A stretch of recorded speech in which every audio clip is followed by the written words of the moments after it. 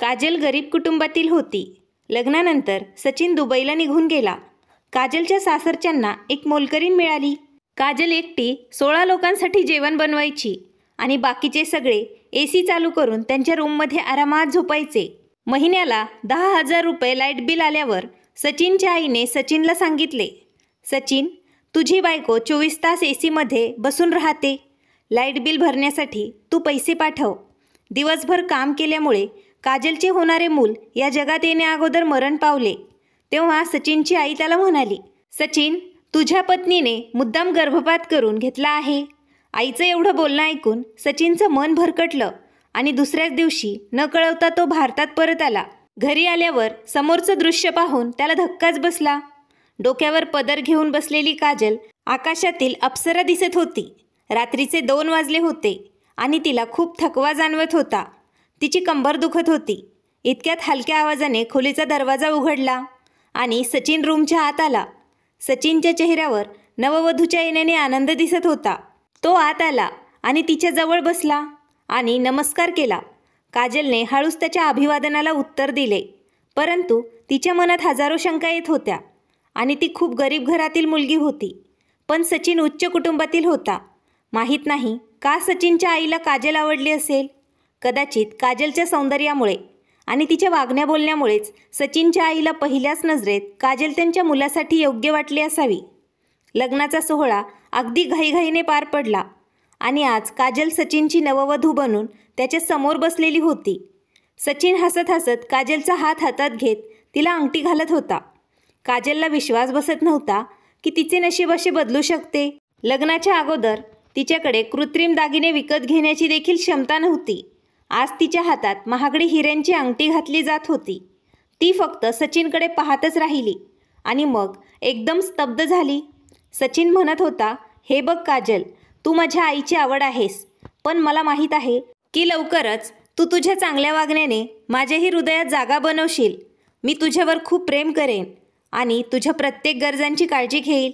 पण त्या बदल्यात मॅडम, मी तुम्हाला एकच सांगतो, तुम्ही माझ्या कुटुंबाची मनापासून सेवा करा. माझ्या आईसमोर कधीही तू तुझी जीभ चरचर करू नको. तिचा नेहमी आदर कर. माझ्या आईने मला मोठ्या कष्टाने लहानाचं मोठं केलं आहे.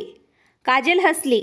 तिला काय प्रॉब्लेम असू शकतो? असं असलं तरी तिने या सगळ्या घरातील सदस्यांना आपलं म्हणून स्वीकारलं होतं. लग्नाचा दुसरा दिवस चांगलाच गेला. काजललाही तिचे नशीब बदलले म्हणून खूप आश्चर्य वाटलं. त्यांनी काही दिवस आनंदात घालवले. आता पाहता पाहता सचिनला दुबईला परत नोकरीवर जाण्याची वेळ आली. तो दुबईमध्ये कामाला होता. तो लग्नासाठी रजा घेऊन भारतात आला होता. काजल खूप दुःखी होती, पण तिने तिच्या मनावर दगड ठेवला होता. तिला वाटले, सचिन निघून गेला तर काय झालं, हे सगळे लोक पण आपलेच आहेत. सचिनच्या आईचे काजलशी वागणे खूप चांगले होते. त्या तिच्याशी खूप प्रेमाने बोलायच्या. पण काजलला एक गोष्ट समजली नाही की जेव्हा जेव्हा सचिन आजूबाजूला नसतो तेव्हा तिची सासू तिच्याकडे भेदक नजरेने बघत राहायची. काजलला वाटायचं हा तिचा भ्रम आहे. काजलला अनेक वचने देऊन सचिन दुबईला निघून गेला. त्यानंतर काजल दुःखी मनाने एकटी पडली. पण तिच्या आयुष्यात कोणते संकट येणार आहे हे तिला माहीत नव्हतं. सचिनची मोठी बहीण रुही हिचे नाते निश्चित झाले होते. दररोज तिच्या सासरचे लोक यायचे. आज सचिन गेल्यावर ते पहिल्यांदाच घरी येत होते. सकाळी काजलसुद्धा तिच्या खोलीत झोपली होती. तेवढ्यात अचानक दरवाजा कोणीतरी जोरात ठोठावला. उठा मॅडम, किती वेळ झोपायचं आहे? झोप पूर्ण झाली नाही का? अंथरुणात दिवस घालवणार का? रुहीचे सासरचे लोक येत आहेत. उठ आणि त्यांच्यासाठी खाण्यापिण्याची व्यवस्था कर. तू माझ्या मुलाला तर पळवून लावला आहेस. आता आम्हा गरीब लोकांना कसं तरी जगायचं आहे. पटकन स्वयंपाकघरात ये. काजल आश्चर्याने उठली आणि तिने पाहिलं तेव्हा तिची सासू तिला दारातून बोलत होती. तिला त्यांचं वागणं बोलणं पाहून खूप आश्चर्य वाटलं, पण तरी ती काहीच बोलली नाही. ती गुपचूप उठली आणि आंघोळीला गेली. सकाळचे 8 वाजले होते. तिच्या सासूने तिला संपूर्ण कुटुंबासाठी नाश्ता तयार करण्यासाठी सांगितले. ती शांतपणे नाश्ता तयार करू लागली. घरातील सर्व सदस्य सुखाने झोपले होते. तिने सर्वांसाठी पराठे, बटाट्याची करी आणि चहा बनवला. आता परत रूममध्ये जाऊन तिने पाहिले तेव्हा सर्वजण अजूनही झोपलेले होते. तिने पुढे जाऊन तिच्या नंदेला हलवून म्हणाली, उठ रुही, नाश्ता कर. मी नाश्ता तयार केला आहे. गाढ झोपेत असलेल्या रुहीने अचानक काजलचा हात झटकला आणि ती म्हणाली, म्हणजे तुम्ही माझ्यावर काही उपकार केले नाहीत. आम्ही उठून नाश्ता करू. आता प्लीज माझं डोकं खाऊ नकोस आणि मला झोपू दे. काजल शांतपणे तिच्या खोलीतून बाहेर आली. तिला तिच्या सासूचा शोध घ्यायचा होता आणि तिची सासूसुद्धा AC रूममध्ये शांतपणे झोपली होती. हे सर्व पाहून तिला आश्चर्य वाटले. ती येऊन शांत ड्रॉइंग रूममध्ये बसली. 11:30 वाजता घरातील सर्वजण उठल्यावर काजलने शांतपणे सर्वांना नाश्ता दिला. तेव्हा तिच्या नंदेने गरम गरम पराठे खायला सुरुवात केली. आई, हे काय आहे? पराठे थंड पडले आहेत आणि दाताने चावताही येत नाहीत. दुसरा पराठा खाताना रुही म्हणाली. हे ऐकून काजलचे सासरे म्हणाले, मला ताजी भाकरी बनवा. मी हे थंड पराठे खाऊ शकणार नाही आणि या अगोदर पराठे मी कधी खाल्लेही नाही. काजल शांतपणे उठली आणि पुन्हा सगळ्यांसाठी नाश्ता बनवायला लागली. सर्वजण जेवणाच्या टेबलाभोवती बसून ऑर्डर देत राहिले. मात्र काजलच्या मदतीला कोणीही पुढे आलं नाही. घरात काजलसह एकूण 16 जण होते. सचिनच्या मोठ्या बहिणीचे लग्न झाले होते. ती तिच्या 4 मुलांसह तिच्या माहेरच्याच घरात राहत होती. तिचा नवराही परदेशात नोकरीला होता. सचिनचे काका काकू, त्यांची मुलं, सासरे अशी कितीतरी लोकांची जबाबदारी काजलला एकटीला पेलावी लागली. त्यांच्यापैकी कोणीही जागचं हालून मदत करण्यासाठी तयार झालं नव्हतं. काजलला प्रश्न पडला की तिच्या येण्याआधी घरची कामं कोण करत असेल. एक मोलकरीण साफसफाई करायची, पण काजलने घरची कामं हातात घेताच तिच्या सासूबाईंनी मोलकरणीला पण काढून टाकले आणि आता तर सर्व कामं काजलकडून करून घ्यायला सुरुवात केली. काजल सकाळी लवकर उठायची, साफसफाई करायची, नाश्ता बनवायची, दुपारचं जेवण बनवायची, कपडे धुवायची आणि दिवसभर घरची कामच करत राहायची. ते उन्हाळ्याचे दिवस होते. ती गॅससमोर उभं राहून सर्वांच्या आवडीचं जेवण बनवत होती, तर सगळे AC रूममध्ये नुसत्या विनवण्या करत बसायचे. स्वयंपाक करून ती अस्वस्थ झाली तर ती जाऊन सर्वांना सांगायची, स्वयंपाक तयार आहे. तेव्हा सर्वजण AC रूममधून बाहेर पडून तिच्यावर उपकार करायचे आणि जेवताना डायनिंग टेबलवर बसूनही सर्वजण काजलला कित्येकदा ऑर्डर द्यायचे. काजल प्रत्येकाच्या गरजा पूर्ण करायची. जेवण झाल्यावर सर्वजण जेवणाच्या टेबलावर भांडी टाकून परत AC रूममध्ये निघून जायचे. कोणी चित्रपट लावायचं, कोणी आपापसात बोलायचं, तर कोणी पुन्हा झोपायला जायचं. बिचारी काजल पुन्हा घाणेरडी भांडी धुवायला लागायची. या दिवसात काजलची तब्येत खूप खराब होऊ लागली. ती सकाळी उठली तर उलट्यामुळे तिची हालत खराब होत असे. किचनमध्ये काम करत असताना तिला अनेक वेळा उलटी व्हायची. परंतु तिच्या सासूबाईंच्या नजरेत काहीतरी वेगळंच आहे. त्यांनी काजलला तिच्या तब्येतीबद्दल विचारले पण नाही. एके दिवशी योगायोगाने काजलची आई तिला भेटायला आली आणि काजलने तिच्या आईला तिची तब्येत बिघडली आहे असे सांगितले. तेव्हा त्यांना धक्काच बसला. त्यांनी लगेच जवळच्या लेडी डॉक्टरांकडे काजलला नेले. लेडी डॉक्टरांनी चेकअप केल्यावर काजल गरोदर असल्याची गोड बातमी समजली. काजलला खूप आश्चर्य वाटले की एवढा मोठा आनंद तिच्या आयुष्यात आला होता आणि तिला त्याची कल्पनाही नव्हती. डॉक्टरांनी काजलला आराम करण्याचा, जेवण करण्याचा आणि भरपूर पाणी पिण्याचा सल्ला दिला. डॉक्टरांनी सांगितले की काजलला तीव्र अशक्तपणाचा त्रास होत आहे. त्या घरी परतल्या तेव्हा काजलच्या आईने घरी येऊन काजलच्या सासूबाईंना सांगितले की काजल गरोदर आहे. डॉक्टरांनी तिला विश्रांती घेण्यास सांगितले आहे. मोलकरीण ठेवली तर बरे. तेव्हा काजलच्या सासूबाई खूप आनंदी झाल्याचं नाटक करत म्हणाल्या, हो हो ताई, ती माझ्या मुलीसारखी आहे. या स्थितीत मी तिला काम करायला का लावू? मी आजच तिच्यासाठी मदतीची व्यवस्था करेल. काजलची आई त्यांचं बोलणं ऐकून तृप्त होऊन त्यांच्या घरी निघून गेल्या. आराम करण्यासाठी काजल बेडवर पडली. तेवढ्यात तिची सासू आली. काजल, आपल्या घरी काही पाहुणे आले आहेत. तू उठून त्यांच्यासाठी चहाची व्यवस्था कर आणि जास्त झोपण्याची काही गरज नाही. या स्थितीत काम करणे आरोग्यासाठी चांगले आहे. मीही माझ्या सासरच्यांसोबत राहूनच मुलांना जन्म दिला आहे. तू काही जगात पहिल्यांदा मुलाला जन्म देत नाहीस, ज्यामुळे बेडवर झोपून आहेस. काजल आश्चर्याने त्यांच्याकडे पाहत राहिली, पण काहीच बोलली नाही आणि शांतपणे उठून ती पाहुण्यांसाठी चहाची व्यवस्था करू लागली. तिच्या गरोदरपणाच्या बातमीमुळे कुटुंबातील कोणाला काहीही फरक पडला नाही. त्यांना फक्त त्यांच्या कामासाठी मोलकरणीची गरज होती, म्हणून त्यांनी एक गरीब कुटुंबातील मुलगी सून म्हणून घरात आणली होती. काजल आजारी असतानाही दिवसभर कामं करत होती. शेवटी तिचे धाडस आता प्रतिसाद देऊ लागले. एके दिवशी रात्री सचिनने फोन केला असता तिने त्याला सांगण्याचा खूप प्रयत्न केला की घरी खूप कामामुळे तिला तणाव वाटत आहे आणि सचिनच्या बहिणी तिला स्वयंपाकघरात मदतही करत नाहीत, असे तिने सचिनला सांगताच सचिन अचानक संतापला. तो म्हणाला, काजल, मी खूप दूर बसून तुमच्या सर्वांसाठी रात्रंदिवस काम करत आहे आणि तू मला घरातील छोट्या छोट्या गोष्टी सांगून त्रास देत आहेस. माझ्या बहिणी आज इथे आहेत, उद्या लग्न करून त्या त्यांच्या घरी जातील. थोडं काम केलंस तर तुझं काय बिघडलं? सचिनचं म्हणणं ऐकून काजल थक्क झाली. तो या कामाला थोडंसं काम म्हणतोय? सकाळी 6 ते रात्री 12 वाजेपर्यंत काजल या घरकामात व्यस्त असायची. सचिनकडे तक्रार करून काही फायदा नाही हे आता काजलच्या लक्षात आले. सासू सासरे आणि नंदेची वागणूक खूप वाईट होत जात होती. त्यांनी काजलला अगदी मोलकरणीप्रमाणे वागणूक दिली होती. त्यांना फक्त घरकामासाठी मोलकरीण हवी होती. काजलने कपडे धुण्यासाठी मशीन लावली असती तर सकाळपासून संध्याकाळपर्यंत काम झाले असते. सचिनच्या लग्न झालेल्या बहिणीला तिच्या मुलांचे छोटे कपडेही स्वतः धुता येत नव्हते. ती तिच्या लहान मुलांचे कपडे आणून काजलकडे द्यायची. कपडे धुवून काजल खूप थकून जायची. मशीन बंद करून आत गेल्यावर सासूबाईंना दिसले स्वयंपाक कोणीच बनवला नाही. त्या काजलला 2 मिनिटंही बसू देत नव्हत्या. त्यांनी काजलला किचनमध्ये पाठवले. रात्री जेव्हा ती थकून तिच्या खोलीत जायची तेव्हा तिला हाडांमध्ये सांधेदुखी जाणवायची. या दरम्यान सचिनशी फोनवर बोलावं हे पण तिला आठवत नव्हतं. काजलने फोन पाहिला असता सचिनचे अनेक मिस कॉल्स आलेले दिसले.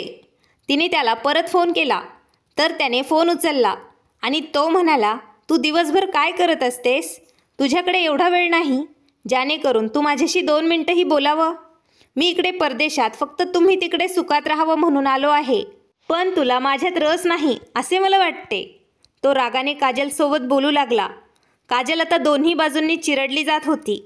तिला वाटले की लग्न करून तिने स्वतःसाठी त्रास विकत घेतला आहे.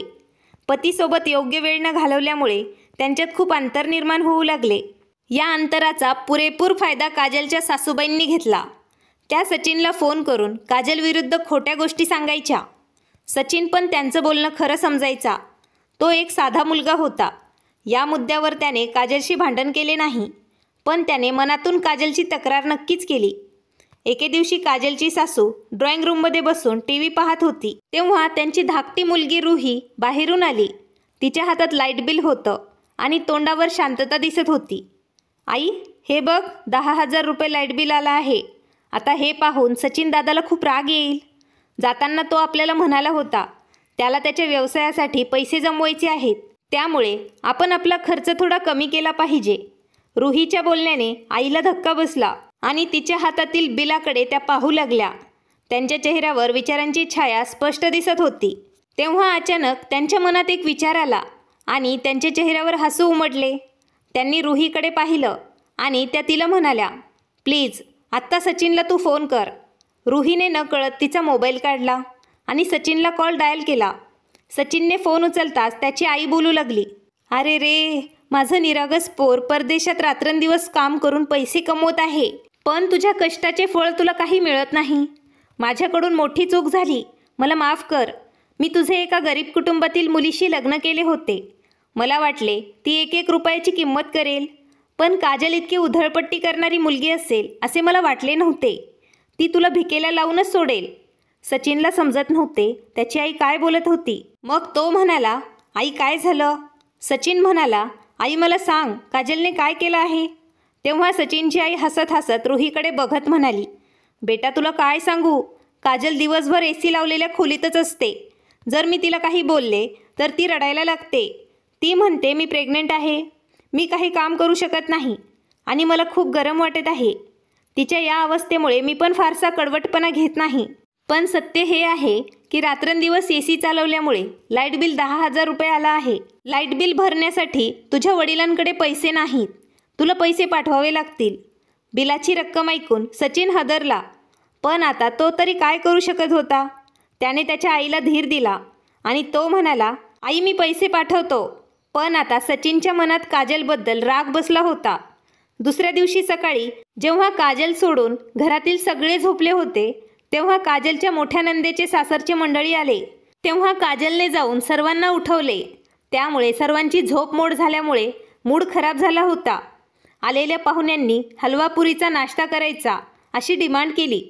बिचाऱ्या काजलच्या नशिबी काय लिहिलं असे तिला वाटत होते. जेव्हा तिच्या सासूबाईंनी तिला सर्व कामं सोडून अगोदर सकाळी पाहुण्यांसाठी छान हलवा पुरी बनवण्याचा आदेश दिला. त्याच दिवशी काजलला सकाळपासूनच चक्कर येत होती, पण ती शांतपणे किचनमध्ये गेली. तिथे उभा राहून ती पुऱ्या तळत होती. बाहेर खूप ऊन पडलं होतं आणि गरमीमुळे तिचा घाम गळत होता. मग अचानक काय झालं कोणास ठाऊक. अचानक तिला खूप चक्कर आल्यासारखे वाटले आणि ती जमिनीवर बेशुद्ध पडली. पडलेला आवाज ऐकून ड्रॉइंग रूममध्ये बसलेले सर्वजण किचनकडे धावले. तिथे काजल बेशुद्ध अवस्थेत जमिनीवर पडलेली होती. तिच्या आजूबाजूला रक्ताचं तळं साचलं असं दिसत होतं. काजलच्या सासूबाईंचे भान हरपले. काजलचे होणारे मूल पडल्याचे सचिनला कळल्यावर काय होईल याची काजलच्या सासूबाईंना खात्री होती. तेव्हा सचिनला त्यांचा खूप राग येईल. त्यामुळे त्यांनी काजलला दवाखान्यात नेण्यापेक्षा त्यांचा खोटेपणा त्यांच्या मुलासमोर येईल याची जास्त भीती वाटत होती. रुहीच्या भावी सासूने ओरडून गोंधळ केला होता आणि त्यांनी काजलला दवाखान्यात नेले. जेव्हा तिचे डोळे उघडले आणि तिला कळले की तिचे मूल या जगात येण्याआधीच गेलं आहे, तेव्हा तिच्यावर दुःखाचा डोंगर कोसळला. पण तिच्या विरोधात आणखी एक कट रचला गेला आहे हे तिला माहीत नव्हतं. त्याच दिवशी संध्याकाळी तिच्या सासूने तिला रुग्णालयातून घरी आणले. काजलचे कुटुंबीय आले असता काजलने त्यांना काहीही सांगितले नाही. तिने त्यांना सांगितले ती जिन्यावरून पडली आहे आणि त्यामुळेच मूल पडल्याचे सांगून तिने हा विषय टाळला होता. हे सांगत असताना काजलचे डोळे पुन्हा भरून आले होते. तिच्या घरचे लोक तिला भेटून गेले होते. तेव्हा काजलच्या सासूबाईंनी पुन्हा एकदा तिला चहा बनवण्याची विनंती केली. ती दवाखान्यातून नुकतीच घरी आली होती. हे लक्षात न घेता त्यांनी काजलला परत कामाला लावले. काजलला खूप वेदना होत होत्या, पण तरीही ती हिम्मत करून उठली आणि स्वयंपाकघरात उभी राहिली. या घरात आपला दर्जा नाही हे तिला आता माहीत झालं होतं. तिचा नवरा तिच्यावर विश्वासच ठेवत नाही आणि इथल्या लोकांना सून नव्हे तर एक मोलकरीण हवी होती. काजलच्या सासूने सचिनला फोन करून सांगितले होते की काजलला सध्या मूल होऊ द्यायचे नव्हते, म्हणून तिने जाऊन गर्भपात करून घेतला आहे. हे ऐकून सचिनच्या पायाखालची जमीनच सरकली. त्याच्या मनात वाटत होतं आत्ता जाऊन काजलचा गळा दाबावा. त्याने काहीही न बोलता फोन ठेवला. काजलच्या सासूबाईंना आता सचिनला सत्य माहीत नव्हतं म्हणून समाधान वाटत होतं. पण दुसरीकडे सचिनने त्याच दिवशी इंडियामध्ये येण्याचं तिकीट काढलं होतं. आपली सर्व कामं सोडून तो दुसऱ्या दिवशी भारतात पोहोचला. त्याने आता ठरवले होते घरी जाताच तो काजलला घटस्फोट देईल आणि कोणालाही न सांगता आपल्या आयुष्यातून तिला काढून टाकेल असा त्याचा इरादा होता. तो घराचा दरवाजा उघडून आत आला तेव्हा स्वयंपाकाचा स्वादिष्ट सुगंध त्याला आला. त्याला वाटले माझी गरीब आई एवढ्या उन्हात स्वयंपाकघरात काम करत असेल आणि काजल आत AC रूममध्ये आराम करत असेल. आता काजलला माझ्या आयुष्यात ठेवणं काही योग्य नाही. आजच मी तिला घटस्फोट देऊन माझ्या कुटुंबाचा आदर न करणाऱ्या स्त्रीला या घरातून मी हाकलवून देईन. तिला माझ्या आयुष्यात असण्याचा काही अधिकार नाही असा विचार करत सचिन प्रचंड रागात स्वयंपाकघरात शिरला. तेव्हा त्याच्या पायाखालची जमीनच सरकली. काजल त्याच्यासमोरच उभा होती. ती स्वयंपाक करत होती. तिने गॅसच्या दोन्ही बर्नरवरती एक एक भांडं ठेवलं होतं. तिचे संपूर्ण कपडे घामाने भिजले होते. तेव्हा सचिनला आठवले त्याला त्याच्या आईने सांगितले होते की काजलने कालच तिचा गर्भपात केला आहे. स्वेच्छेने गर्भपात झाल्यानंतर दुसऱ्याच दिवशी ती स्वयंपाकघरात कशी काय उभी होती. तिला खूप वेदना होत असल्यासारखे ती वारंवार कमरेवर हात ठेवत होती. कधी कधी ती कपाळावरचा घाम साफ करायची. तिने एका भांड्यात भरपूर पीठ ठेवलेलं दिसत होतं. कदाचित तिला आत्ता पीठ मळून घ्यायचं होतं, अर्थात भाकरीही करायची होती. सचिनच्या लक्षात आले की काहीतरी गडबड आहे. तो हुशार मुलगा होता. कोणताही आवाज न करता तो घराच्या आत गेला. संपूर्ण घरात शांतता पसरली होती. इकडे तिकडे डोळे भरून पाहताच तो पुढे सरकला. घराच्या मोठ्या खोलीत 2 टनाचा AC बसवला होता. सचिनने हळूच खोलीचा दरवाजा उघडला. खोलीच्या आत थोडा अंधार होता. घरातील सर्व लोक या मोठ्या खोलीत झोपले होते. तेव्हा काजलच्या सासूबाईंना वाटले की काजलच दरवाजा उघडून आत आली आहे. मागे न वळता त्यांनी जोरात तिला आवाज दिला, मॅडम साहिबा, आल्या आहात का? मी तुला अनेक वेळा सांगितले आहे, स्वयंपाक तयार झाल्यावर मला फोन करत जा. माझ्या मुलींची झोप खराब केली आहेस तू, परंतु तू माझं काही ऐकत नाहीस.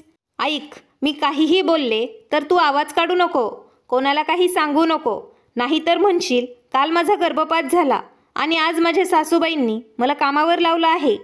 असं जर तू केलं तर मॅडम माझं ऐक, मी तुला या घरात माझ्या मुलाची पत्नी म्हणून नाही तर एक मोलकरीण म्हणून आणलं आहे. नाहीतरी मी तुझ्यासारख्या गरीब मुलीला मोलकरीणच समजते. माझ्या मुलासाठी एकापेक्षा एक मोठ्या कुटुंबातील मुलींचे स्थळ आले होते. तू आता जाऊन स्वयंपाक बनव आणि नंतर घरही स्वच्छ कर. रात्री रुहीच्या सासरचे मंडळी येणार आहेत. तू त्यांच्यासाठी किमान 4-5 डिशेस तयार कर. 2च डिश तयार करू नकोस आणि मागच्या वेळेप्रमाणे सर्व काही समोरच ठेव. काजलच्या सासूबाई आपल्याच विचारात बोलत राहिल्या. न कळत काजल दारात उभी होती. तेव्हा सचिनच्या डोक्यावर जणू डोंगरच कोसळला होता. असे सांगून काजलच्या सासूबाई पुन्हा झोपी गेल्या. सचिनने आजूबाजूला पाहिलं. घरातले सर्व लोक खोलीत आडवे पडले होते. बिचारी एकटी काजलच होती जी कडाक्याच्या उन्हाळ्यात स्वयंपाकघरात सर्वांसाठी स्वयंपाकाची व्यवस्था करत होती. त्याच्या गैरहजेरीत त्याच्या पत्नीला कसे वागवले जाते हे त्याला माहीत झाले होते. तो शांतपणे मागे फिरला. काजल अजूनही स्वयंपाकघरात स्वयंपाक करत होती. काजलच्या जवळ सचिन गेला. तेव्हा त्याला दिसले काजल पूर्णपणे घामाने भिजली होती आणि ती थरथरत होती. कालच तिचं मूल पडलं होतं आणि आज ती 16 लोकांसाठी एकटी स्वयंपाक बनवत होती. या अत्याचाराने सचिनचे मन खूप दुःखी झाले. त्याने काजलला हाक मारली. त्याचे डोळे अश्रूंनी ओले झाले होते. सचिनने काहीही न बोलता काजलसमोर हात जोडले. तो म्हणाला, काजल मला माफ कर. माझ्या डोळ्यांवरची पट्टी आता उतरली आहे. तो काजलचा हात धरून तिला खोलीत घेऊन गेला. तेव्हा सचिनच्या आईने सचिनला पाहिले. तेव्हा त्या घाबरल्या. पटकन उठून त्या त्याच्याजवळ आल्या आणि त्या म्हणाल्या, बेटा तू कधी आला आहेस? तू अचानक कसं काय आलास? मला काहीच सांगितलं नाहीस. तेव्हा सचिन त्यांना म्हणाला, आई तू माझ्या पत्नीशी चांगली वागली नाहीस. तू तिला घरातील सर्व कामे करायला लावलीस. इतकं कामं केल्यामुळे तिचं मूलसुद्धा पडलं आणि तू मला नेहमी माझ्या पत्नीबद्दल फोनवरती भडकवत राहिलीस. मी पण तुझ्या बोलण्याकडे आकर्षित झालो. मला कसे कळले नाही की माझी आई माझा विश्वासघात करत आहे आणि माझ्या होणाऱ्या मुलाची ती शत्रू माझी आईच होती. मी माझ्या आईला काहीही बोलू शकलो नाही कारण तिला माहीत होतं आता सचिनने त्याच्या डोळ्यांनी सर्व काही पाहिलेलं आहे. आई आता खोटं बोलणं बंद कर. सचिन काजलला म्हणाला, काजल तू तयारी कर. तू आता इथे राहणार नाहीस. माझ्याबरोबर चल. काजल रडत होती. सचिन तिचे अश्रू पुसत तिला समजावत होता. हे सर्व पाहून काजलला विश्वास बसत नव्हता की नशिबाची अशी कृपा तिच्यावर असू शकते. त्याच दिवशी संध्याकाळी सचिन काजलसोबत भाड्याच्या घरात राहायला आला. काजलची सासू आणि बाकीचे कुटुंब हे सर्व पाहून स्तब्ध राहिले. तर मित्रांनो, या कथेबद्दल तुमचे मत काय आहे? कमेंट बॉक्समध्ये नक्कीच सांगा. आणि जर तुम्हाला कथा आवडली असेल तर कृपया लाईक करा. जर तुम्ही नवीन असाल तर चॅनलला सबस्क्राईब करा. आम्ही तुमच्यासाठी अशाच प्रेरणादायी कथा घेऊन येऊ. धन्यवाद.